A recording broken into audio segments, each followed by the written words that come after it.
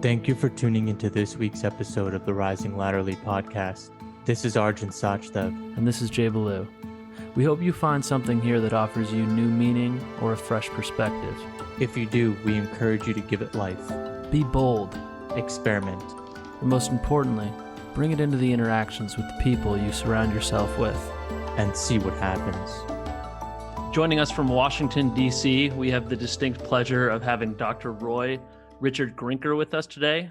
Dr. Grinker is professor of anthropology and international affairs at George Washington University. He's an expert in autism, mental illness, and psychological anthropology in children.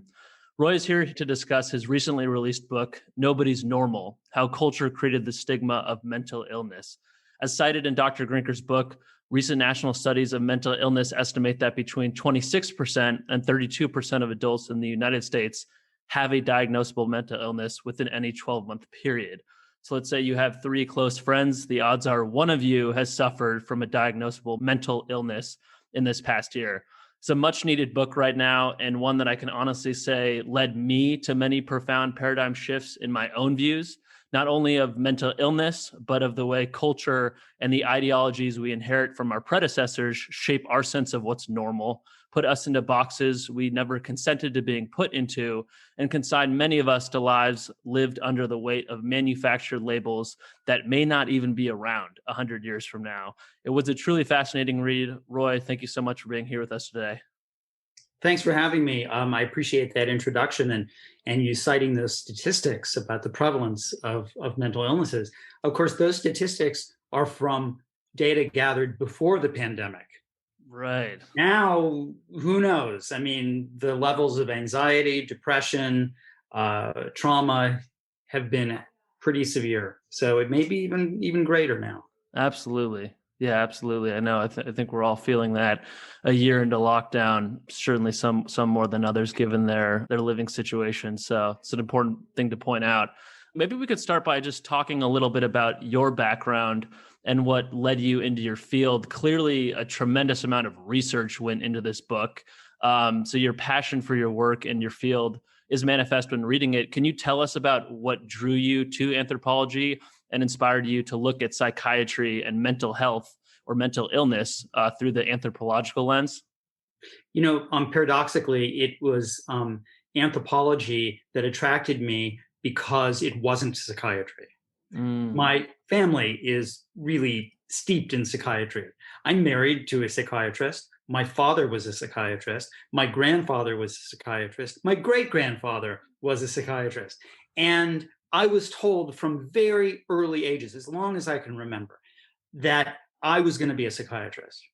And so, I'm sort of a lesson. You don't force your kid to be something because chances are they'll run away from it. Right, yeah. And the thing that I loved when I took my first anthropology course in college, in addition to having such an amazing professor for my first course, was that anthropology offered you a different perspective on the world.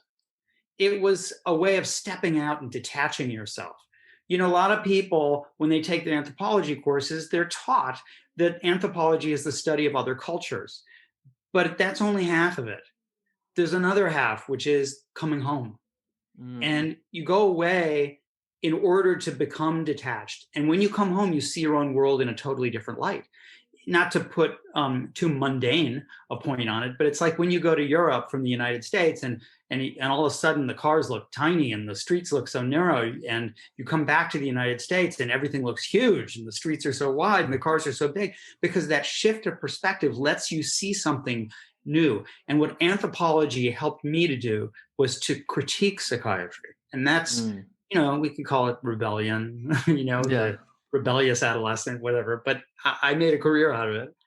That's awesome. Yeah, absolutely. Yeah, no, the critiques are very well articulated in the book. And I guess I'd ask you, where did you travel to write this book? Because you do mention a host of different cultures across both time and geography. So I'm wondering where this project took you when you were writing the book. Well, I really can't say that my travels were just for this book, right? I have been traveling and living in other societies for my entire career. Sometimes for long periods of time, like 2 years in the Ituri rainforest in the Democratic Republic of Congo, sometimes for months in South Korea, sometimes for weeks, as in Namibia and India. All of these travels together have helped me to develop a perspective that teaches me something about how I should live and about how I should view the things that we take for granted as fact and as truth.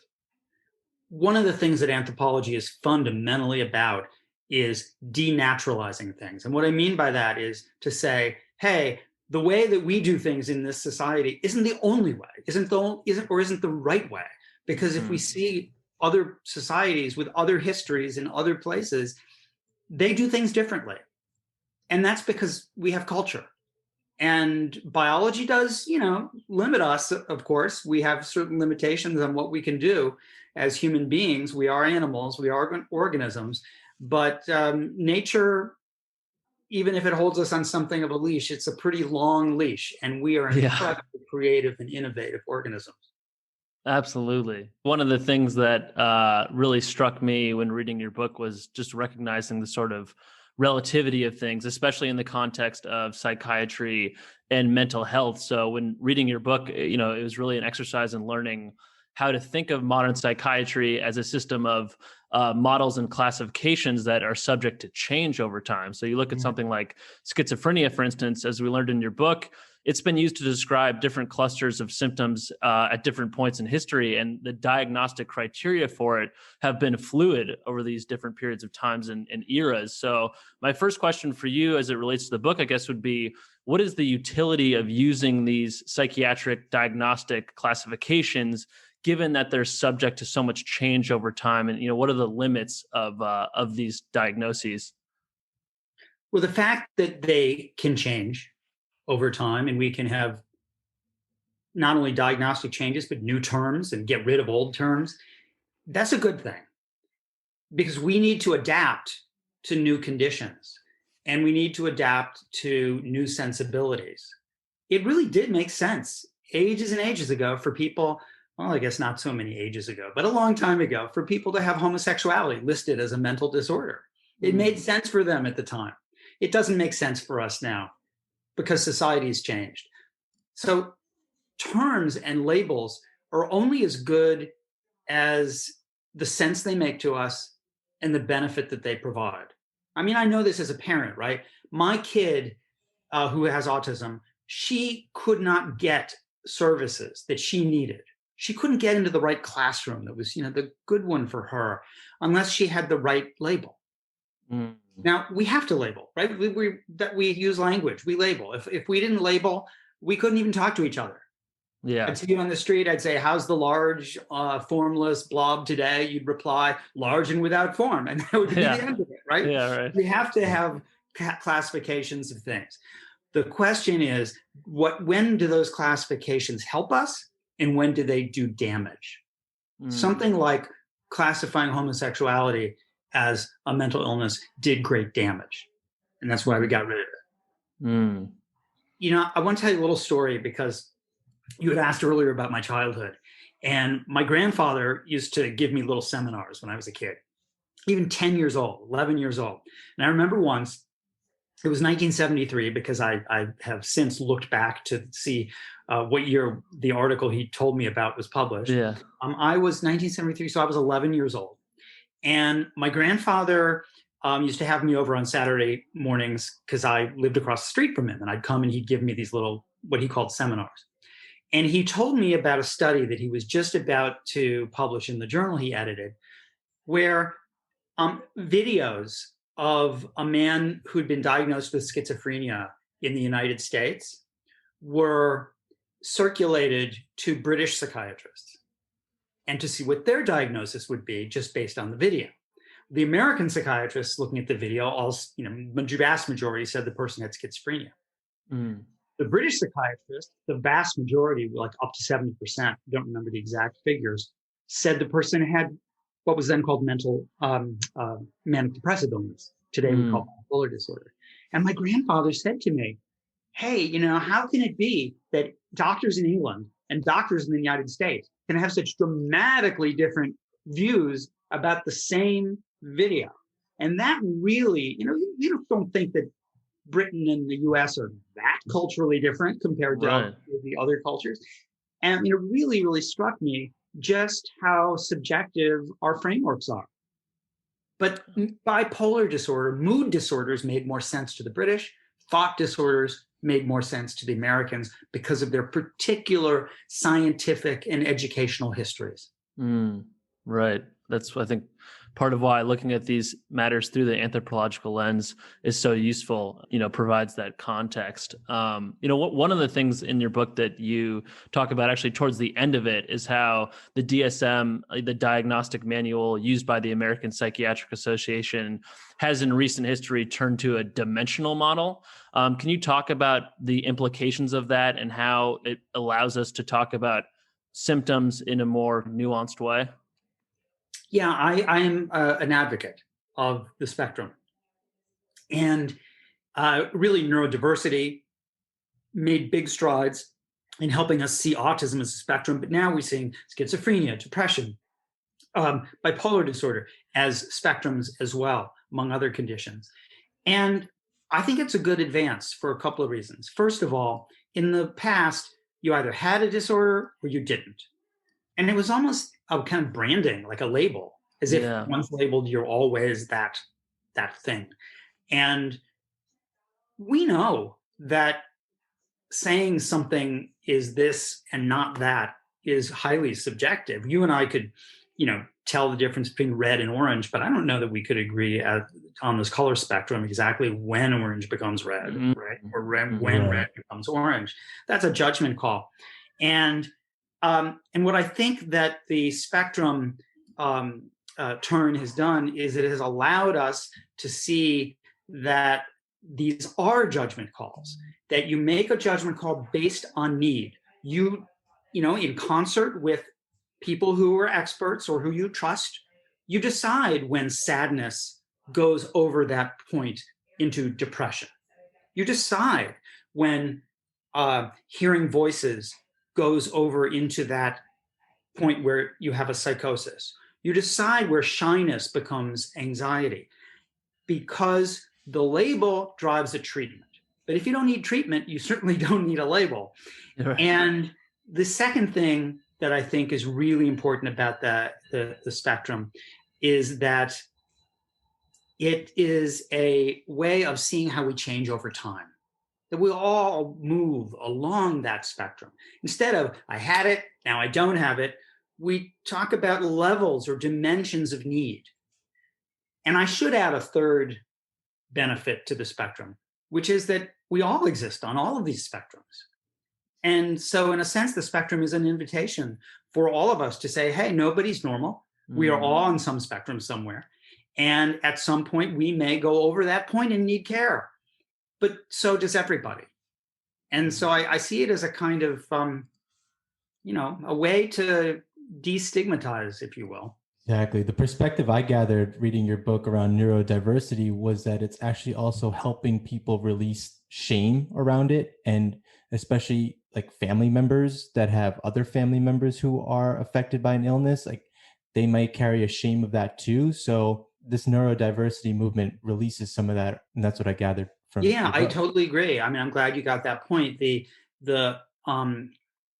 Hoping the readers get that, because what we have done is to expand our use of mental illness terms almost to the point where we often use them colloquially. And I know there's a lot of pushback about that. When somebody's neatnik and they say, maybe to a potential roommate, they say, oh, I'm a little OCD. Or somebody, had a rough semester and they say, I got some PTSD from that fall semester's classes.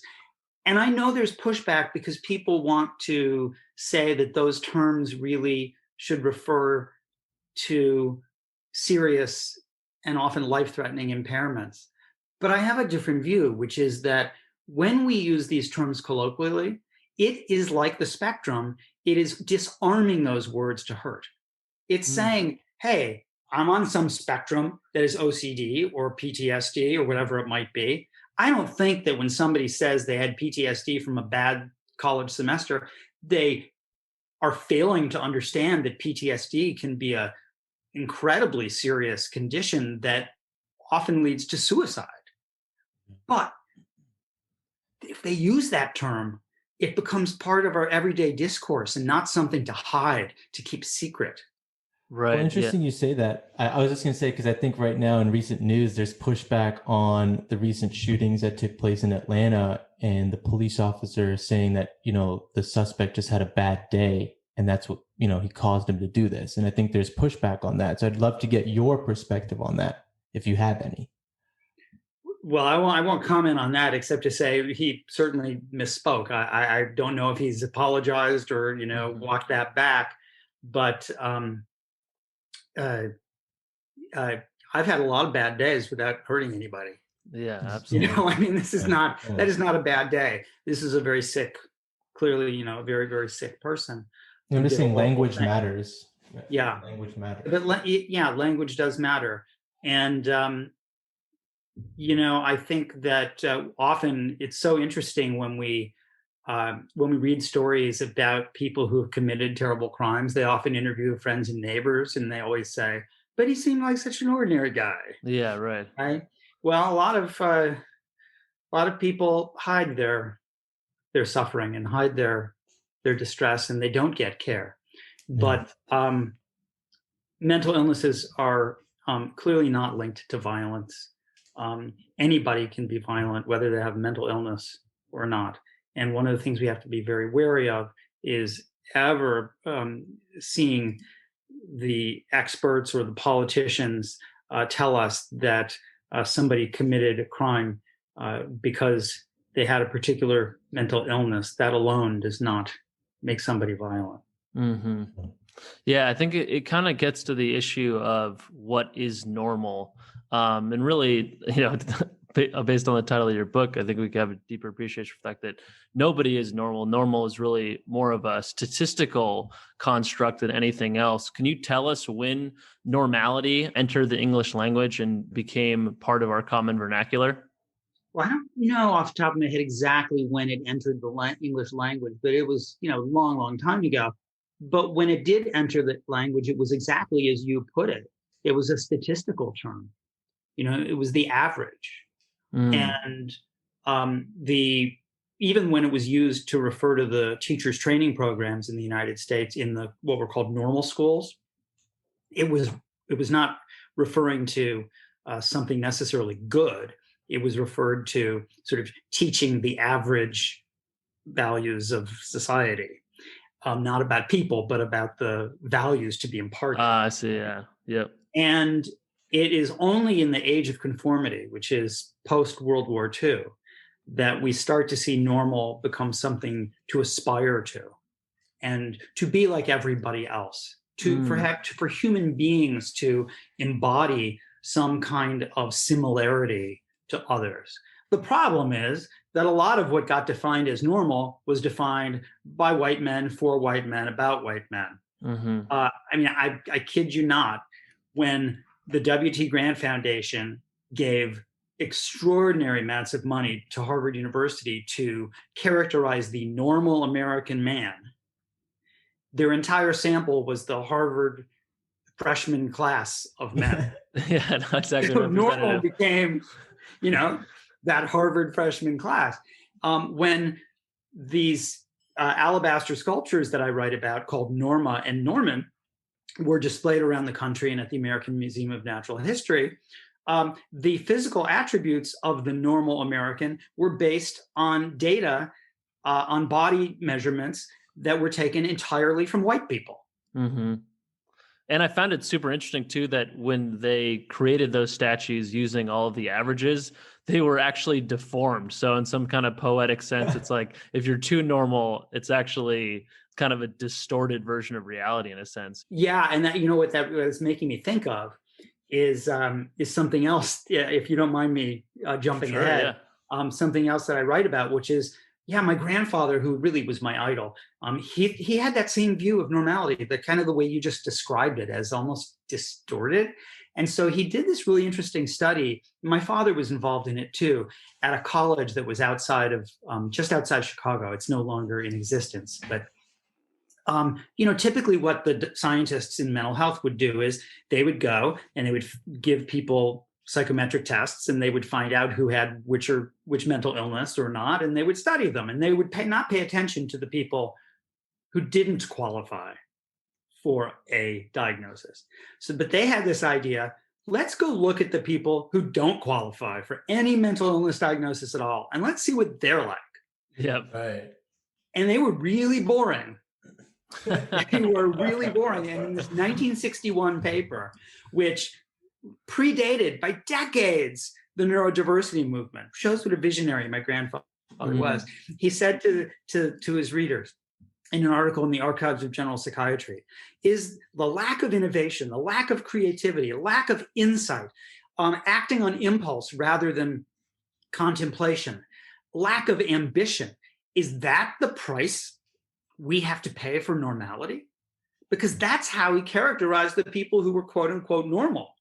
The interesting ones and the ones who went on to be, successful, all those people qualified for some kind of diagnosis. Yeah. It was There's an a lot of amazing ordinary thing to say at that time.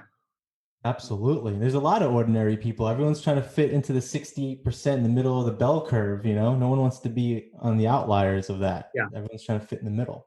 And I think the book is I try to be optimistic. I'm not a Pollyanna and saying everything's great in the world, but I definitely, you look at the number of people who talk about being transgender now, who are, LGBTQ, or who talk about having autism, or celebrities talking about their struggles with mental illness. I mean, I feel like we're on a good course to challenging that. And there must be, because I saw a student in one of my classes wearing a shirt that said, "I hate normal people." Yeah. That's clearly that's coming from someplace. Something's happening, right? Absolutely. Well, maybe we can rewind the clock and do a little postmortem on how conformity became a value within Western society. You talk a lot in your book about the origins of mental illness in the context of capitalism.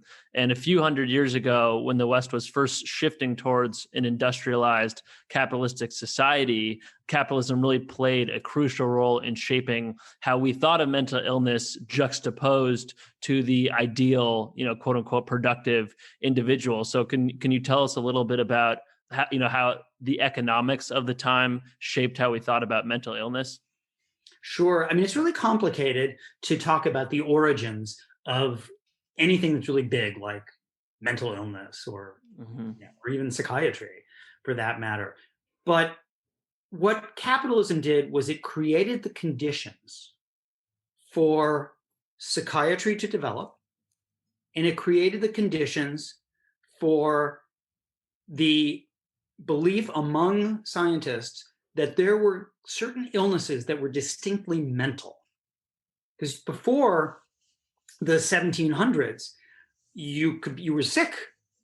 If you had what looked to us today to be schizophrenia, it wasn't a physical illness, it wasn't a mental illness, it was an illness.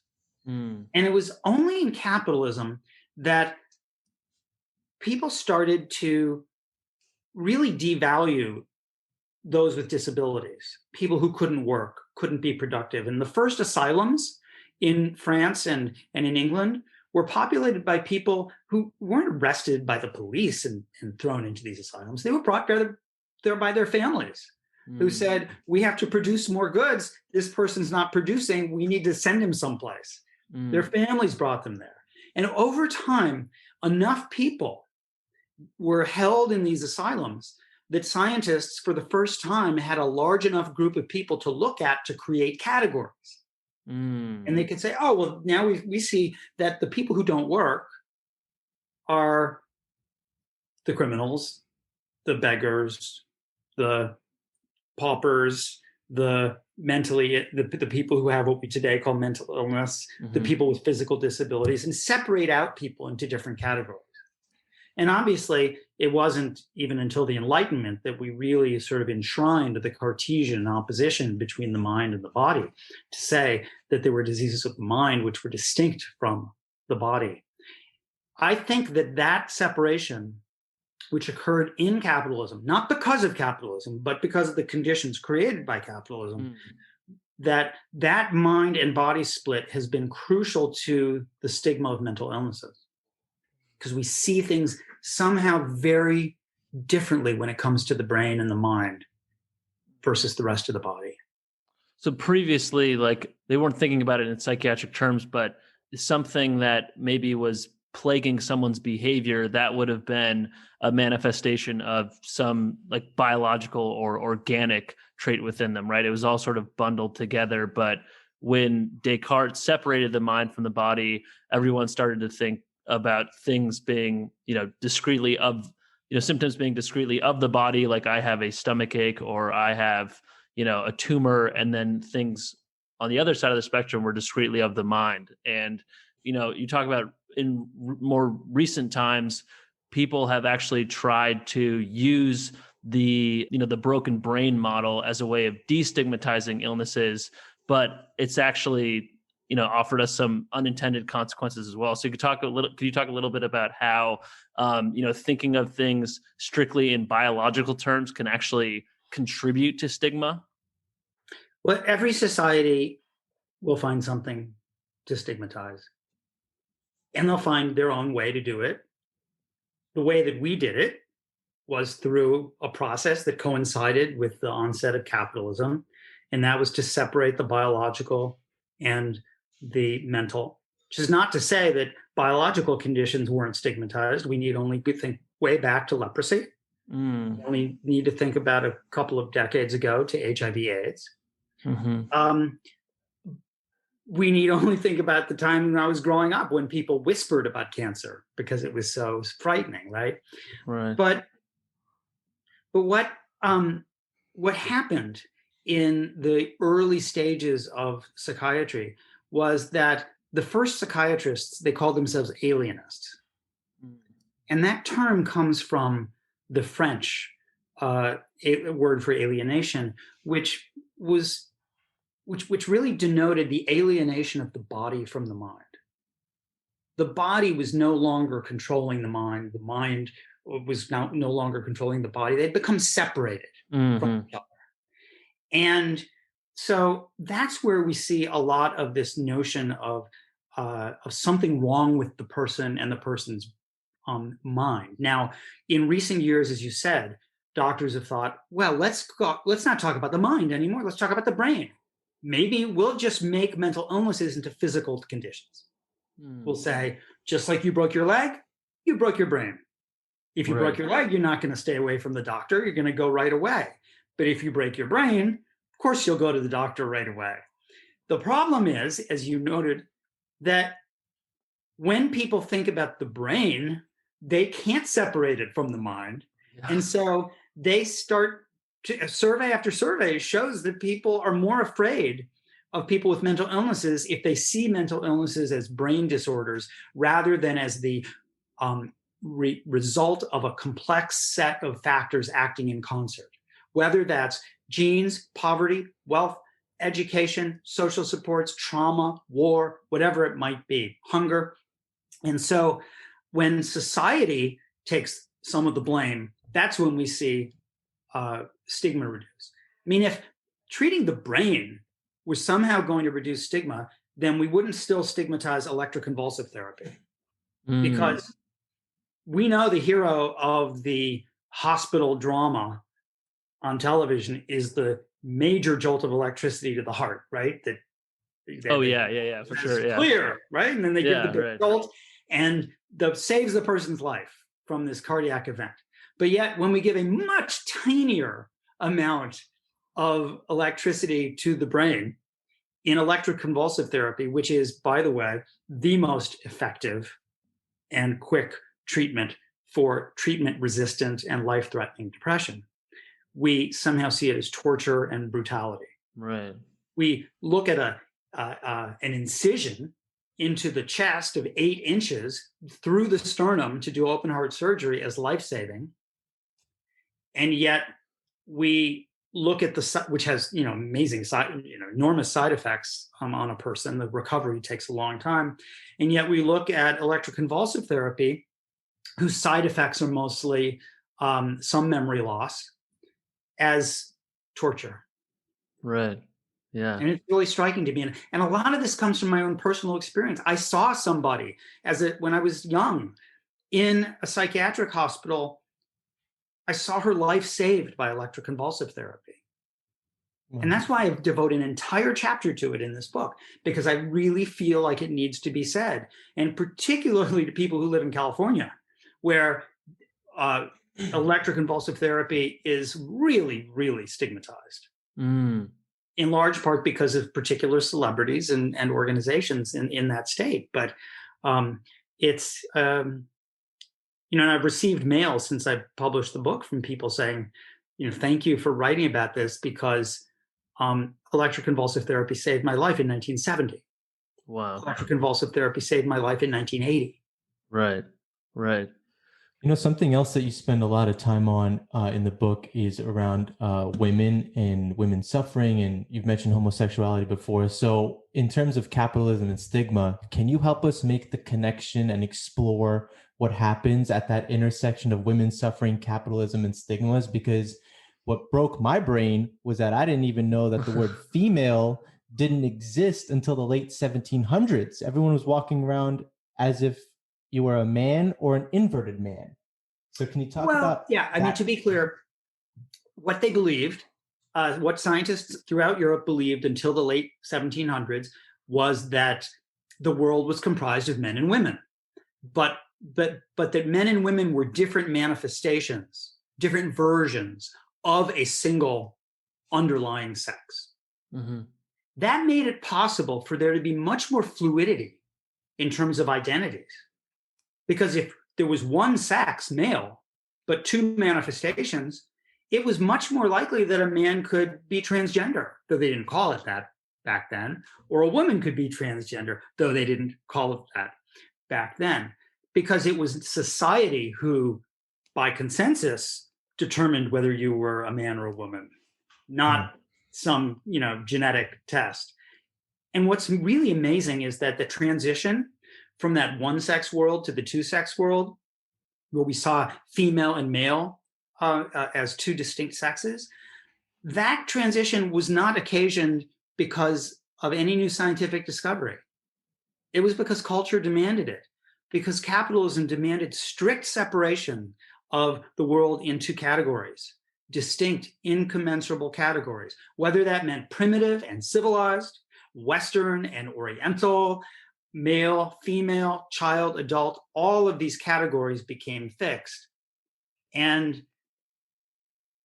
when that happened, it became more likely for women to be discriminated against in new ways. I'm not saying they weren't discriminated against before that, Right. but now they were discriminated against in new ways, right, or not being productive, or not taking that child to labor and delivery, using these capitalist terms, right? Right. Or for not producing in the way that they should. And the majority of asylum residents throughout the last few hundred years have been women. And women were associated, because they were associated with nature, and procreation, and breastfeeding, they were associated with nature, while men were associated with culture, producing architecture, art, business, whatever it might, agriculture might be. And so there developed this idea that Simone de Beauvoir talked about, where women were seen as sort of more animal-like, driven by their instincts and their bodies, and men were driven by their power of their mind. So men had the power of mind, they could control their bodies, but women were driven by instinct and appetite and had to be controlled. And so when we go all the way to the present, to the era of Donald Trump, and we see him talk about crazy Nancy Pelosi and Megyn Kelly be asking her incisive questions at a debate as the result of menstruation. Right. When we see those kinds of tropes, or even saying that Hillary Clinton didn't have the physical stamina to be president, we're seeing a continuation of that legacy of saying that women are more closely related to mental illness than men are. In fact, when during the suffrage movement, women were fighting for the right to vote in the early 1900s, in the late 1800s, people said that if women got the right to vote, there would be an epidemic of insanity among women, that they would not be able to handle living in a society that would allow them to participate in politics. They would actually go insane and be in the asylums. And you go back even further. I'm sorry to go on for so long. No. And politicians also thought the same thing about African Americans. There was even a mental illness term before the end of the Civil War called drapetomania. What was the symptom of this mental illness? The symptom of the mental illness was that you didn't want to be a slave anymore, that you wanted to be free. Wow. And so and what did politicians like Calhoun say? They said that slavery protected men and women who were slaves from becoming insane. If they were freed, they become insane. In the same way, not exactly the same way, but a similar way, that women, if they got the vote, would become insane. Right. And and some women were put in asylums for wanting to work, right? For wanting to exercise their mind and all the faculties available to them, just like their male counterparts were. And I think looking at the treatment of women and looking at the treatment of African Americans and the way that their very human desires were categorized as illnesses, it kind of fosters a sort of distrust, I think, in the way that culture tells us what's ordered and what's disordered. So I'm just curious, how you think about mental illness in the context of it being something created by society, created by culture, not always created with our best interest in mind. It's really important that we understand that what we consider to be truth or expertise or scientific fact is cultural too. What scientists create is cultural. When they said there was one sex or two sex, as I said, it wasn't because of discovery. It was because culture needed to do it. And then science becomes the servant of culture. So, I mean, the thing is that when we look at the growth of science, what we're really doing is we're looking at how culture changes. What we see as fact or what we see as not fact. And it's a really fascinating thing to step back and say that, the things that we accept as natural and true are not. And it's hard to do, right? Because, we live in this world and we take things for granted and we go around thinking, well, it makes sense that we put people in asylums. That makes sense. That will do this or that at that particular time. And what we need to do is say, well, why do we do it that way? Because not everybody does. Capitalism can exclude something, it can include something, because it just comes down to our creation. Yeah, I think that, if capitalism created the stigma of mental illness, capitalism can change it too. And in fact, look, the way we're talking right now remotely, that's changing people's lives who have disabilities. Yeah. People are able to communicate remotely. They're able to work from home. For how many decades have people with disabilities been saying to their managers, can I do remote work? And they say, no, you have to be in the office. And think about someone with a physical disability that makes it difficult, particularly difficult to get to an office, especially when there are no ramps or elevators in some parts of their city or their country, where they were always told you can't do it. Well, now we know we can, right? Yeah. And how do we know we can? Because businesses are still doing fine with remote work. Some are doing even better because they're not having to pay all that rent for office space.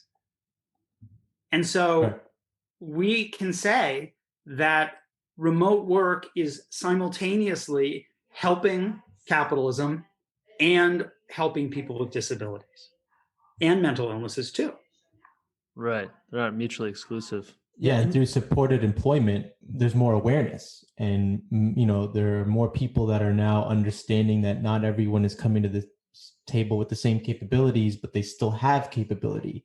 I know in the book you mentioned how sex workers in Germany, they're getting training on how to help clients who have autism or mental illnesses because they have the same desires as quote unquote normal people. So I found that interesting as well. Yeah, I don't know. It was kind of reminded me of adaptive skiing, where you have ski instructors who say, "Look, you can be blind and still ski. Right. Just because you have a disability doesn't mean you can't ski. Just because you have a disability doesn't mean that you're not someone who has sexual drives." Right.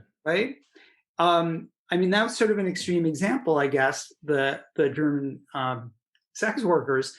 But I think it really makes the point that as we start to really embrace some of the ideas for people with disabilities that emerge through civil rights, disability rights, neurodiversity, it is a tide that raises all boats.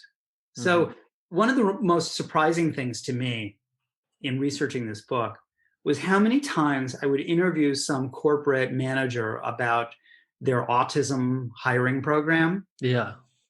And they would answer by telling me about someone who had depression or someone who was not feeling well at work because of symptoms related to menopause or somebody who had PTSD or a personality disorder. I'm like, no, we're talking about autism. Yeah, right. And they would say, no, the thing is, once we started the autism program, it made everybody feel comfortable talking about whatever their issues were.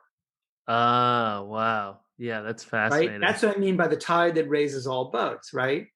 Yeah. So, as one guy said to me, who's a manager at the cybersecurity company CXS, he said, this woman came and she talked to me that she wasn't feeling well because she had symptoms related to menopause. And I thought to myself, wow, what happened in the world? I'm kind of quoting him, paraphrasing him. Yeah. And he said, wow, what happened in the world? You think 20 years ago, a woman would identify herself as an aging woman at that? Right. With a problem that was related to menstruation, a menopause to her male boss? Yeah. I mean, he really highly unlikely. And I was like, well, why did that happen? And he goes, it had to do with the autism program. Fascinating. It was that openness. And then he said, why can't people talk about menopause? It's a totally typical, it just happens. It's part of life. Of normal human growth and development. And that reframing of things into terms that we define for ourselves, about ourselves, and not let other people say, oh, you can't talk about it. That's really helping decrease stigma. I mean, that's why I end the book with the story of Hester Prynne from the Scarlet Letter.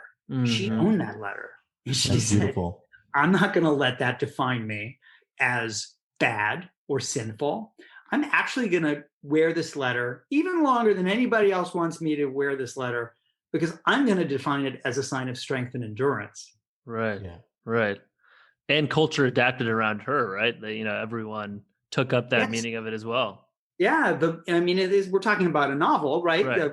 But I think the novel is instructive for us.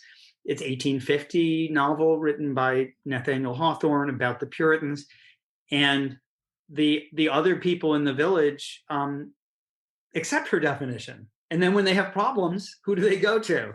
They go to her, this person that they had exiled for committing this sin. And the question is, are we doing that? Right? Are we doing that by the same kind of thing that Hester Prynne did, by whether it's through queer studies or crip studies or fat studies or other ways of basically saying, I'm not going to let you define me in negative terms. And I think we've done that with autism to a significant degree, where the word autism used to be seen as somehow devastating. And now, because we understand it's a huge spectrum, it's something that we talk about all the time. Everybody knows what autism is now. 1994, when my daughter was diagnosed, I didn't really know what it was. What are the rates these days? And do you know like autism rates in the country and around the world? So I'm going to answer that question somewhat provocatively by asking you, what rate would you like? Yeah, because I guess Because it is a spectrum. yeah, and also the epidemiology is so varied because of method. Like Oh, I could tell you, I could give you the rate from Alabama, and I could say, yeah. okay, it's 0.5%. And then I could give you the rate in New Jersey and tell you it's 2.2%. And I can give you a rate from South Korea and say it's 2.64%, because it all depends on the methods we use and Yeah. how we define autism. It also depends on whether we're classifying it through a series of psychometric tests or we're classifying it through what's in the school system. Let me tell you a really instructive statistic. I think this is really cool, actually. Um, the rate of special education, meaning the proportion of children in the public schools who receive some special ed, could be everything from a special ed class to extra time on an exam.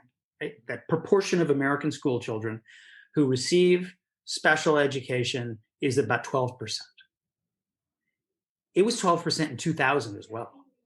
It hasn't changed over time. Interesting. But in the years between 2000 and 2011, when autism was becoming a more popular diagnosis, the proportion of children who, or the number of children in the school system who were classified as autistic went up 300%. Okay, so here's my question. Rhetorical question, not for you to answer, which is, how is it possible for autism classifications to go up 333% in 10 years, but the special education rate stay the same?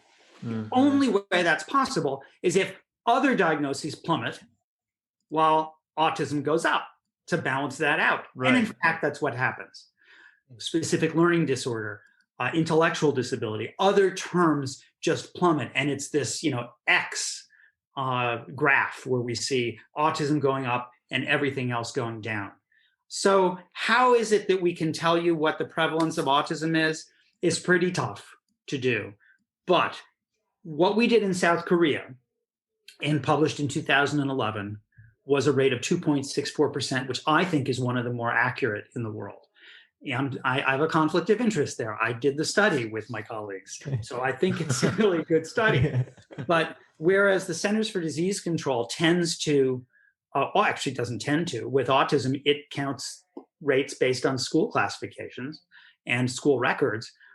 In South Korea, we actually looked at real children, human children, live, like in person. We with surveys and diagnostic interviews, 56,000 over a period of 6 years. And so I think that if we were to use that same method in the United States, we'd also get about 2.6%. The rates of most mental illnesses in the world are fairly static across the globe. It's just that the outcomes are different based on the societies in which they live. Sure. You see, for example, with schizophrenia, pretty bad outcomes in London and Washington, D.C., pretty good outcomes in rural India and Nigeria. Yeah, one of the things that, as it relates to autism, that I found really fascinating, the idea was that the genetic variations that lead to autism might actually have a adaptive function in human evolution as well, and they actually may be tied in an important way to a wide spectrum of uniquely human capacities like education, like intelligence, like creation. Could you tell us a little bit about that and how it, should help us rethink things like autism as something that's actually positive and offers so many contributions to human, it's maybe perhaps a mental illness, or we think of it as a mental illness, but there's so much good that can come with these genetic variations as well. Yeah, I'm glad you raised that point, because you would think from a purely, natural selection point of view that autism would die out, because over the years, people with autism wouldn't reproduce much in relationship to those without autism. Because of the social deficits and the social isolation, people with autism do tend to have fewer children. So evolutionarily speaking, you think it would die out, but why is autism still with us? And one of the areas that geneticists have been looking at is something called human accelerated regions. And these are the areas within the genome that have been preserved over the tens of millions of years of mammalian evolution, but which are distinctly different. So that part of the genome that's been conserved through all of mammalian evolution, yet is distinct to humans. And it's a very small number. And this is why we're so genetically similar to so many other living things. I mean, we're 99 point whatever the same as chimpanzees. We are 50% genetically identical to the banana.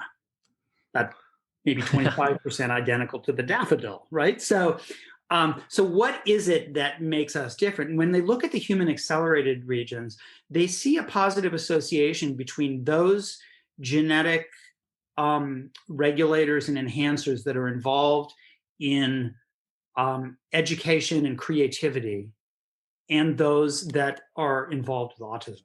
And so the thinking is, and it's still very preliminary research, is that that autistic traits are selected for because they actually are adaptive and useful in many ways. And that's not to say that I take the sort of radical neurodiversity view that autism should never be treated and autism shouldn't be considered something that needs care and intervention, because there are people with autism who suffer terribly, right? Or who need 24/7 lifelong care. That is part of autism too, as well as the way in which autism is being portrayed positively sometimes in the media as Silicon Valley engineers or in the Good Doctor television show and so on. But the point is that were we to completely somehow eradicate the genes or the enhancers that were involved with autism, we would probably lose what makes us interesting and creative as human beings. Really fascinating. Yeah, it's like you need them in the ecosystem. And that's why your book is so powerful, is because you show how much diversity there really is and that we can all just be as is. Like, I think this episode is so powerful because it's a chance to just rip up all labels and just get rid of judgment. One of the things too that I found really fascinating on the topic of genetics was this idea of de novo mutations. I hadn't really thought about the fact that, we're not the exact sum of our parents' genes. We're not half mom, half dad. We're all unique because these countless mutations are taking place when we're in utero. And I think it brought to light to me the fact that to be a human, to be like a biological organism, is to be distinctly unique. And, while labels may have some purpose when it comes to diagnoses and things like that, it is, I think, important to see everyone as an individual. And while there may be overlap in symptoms between people, I think you kind of have to look at everyone as their own unique person. Yeah, I completely agree with you. We're always going to have to find that balance, right, between the unique and the terms we use. So we can use the word autism or autistic, but we have to also know that that denotes something that is incredibly wide, heterogeneous. That's another benefit of the spectrum, going back to the beginning question that you asked me, which is that the spectrum really tells us that these labels have to be qualified and described, that they don't tell you everything. Right. They have to serve a purpose and a function, but they can't hide heterogeneity and variability. I tell the story in the book about my daughter giving a graduation speech, and when she gave this graduation speech, she started off, saying thank you, I had a great time at school, and so on. But she's autistic and she has an unusual voice. It's very sing-song rhythmic pattern that she has. And she was in special ed classes most of the time. And most of these people in this audience didn't necessarily know her. And they started to whisper and they started to kind of murmur in the crowd because her voice is so unusual. Oh, right. Voices like that, whispers, murmurs, those are the sounds of stigma. And then she got to a sentence where she said, people with autism like me, and the room quieted down. Yeah. The room quieted down, not because she was saying, I'm not unique or I'm not distinctive, but because she did adopt a label that they now understood, a framework. It helped make sense. So before she said, someone with autism like me, they just saw her as weird. That's why they were whispering. But once they heard autism, then they understood her. She actually got a standing ovation. It was one of the more, emotional moments of my life. That's beautiful. Yeah. Usually the stigma is not coming from the person suffering. Exactly. It's coming from others. They're the ones who do it. And it's coming also from those who tell us that we should be quiet, right? Or that if we do use the term, it has to define us completely. Right. Kind of like when an artist who suffers from schizophrenia, like the art critic looks at that art only as it is evidence of their schizophrenia, rather than that it, could be an artwork and this person happens to have schizophrenia. Right.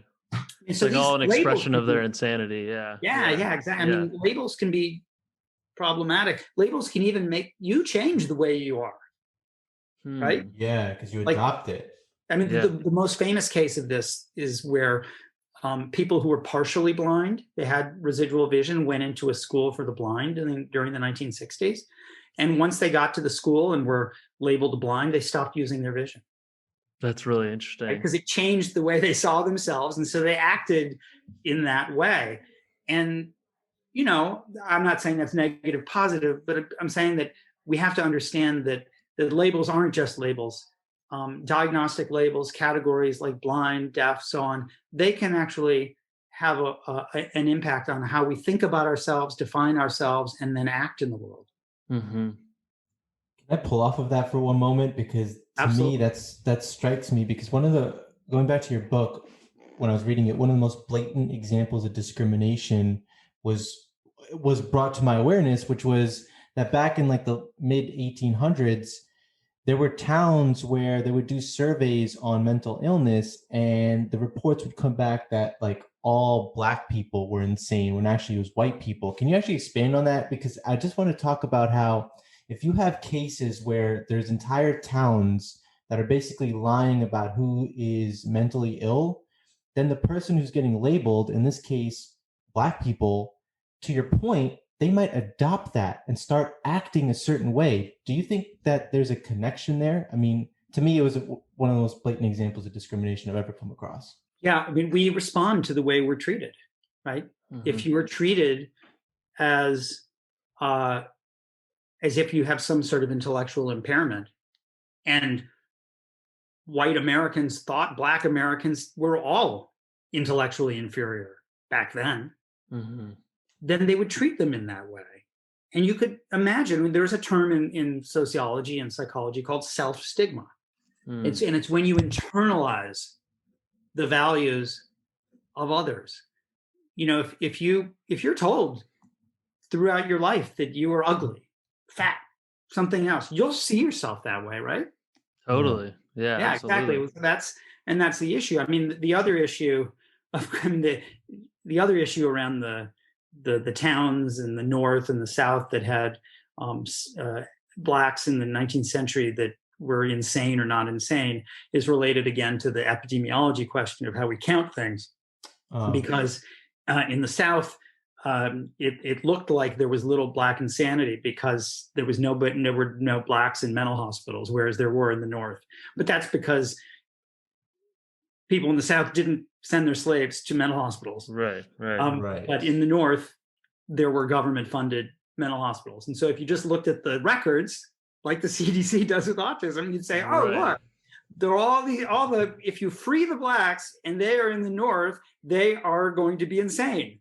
Therefore, it supports slavery. It became used for that. But of course, the statistics were completely bogus. Yeah. Kind of like lies, damn lies, and the statistics, right? Yeah. In fact, what it said was that people were getting some kind of care and support in the North if they were sick, and people in the South weren't. Yeah. There definitely is so many examples throughout the book of discrimination and of stigma. And I think you end on an optimistic note. We have made tremendous strides. We've even talked about some of them in this conversation today about stigma starting to fall off. But I guess what would your maybe call to action be for listeners? Like, how can we continue to help break down stigmas around mental illness in our day-to-day interactions with people? I think there are two things that I find important for us to do. One of them is to recognize what the real source of the persistence of stigma is. It's not lack of education. It's not ignorance. It's not lack of awareness. The source of the persistence of stigma is whatever our ideal person is at a particular point in time. What is stigmatized is that which is not considered good. So what we are starting to do is to change that conception of what is good and useful.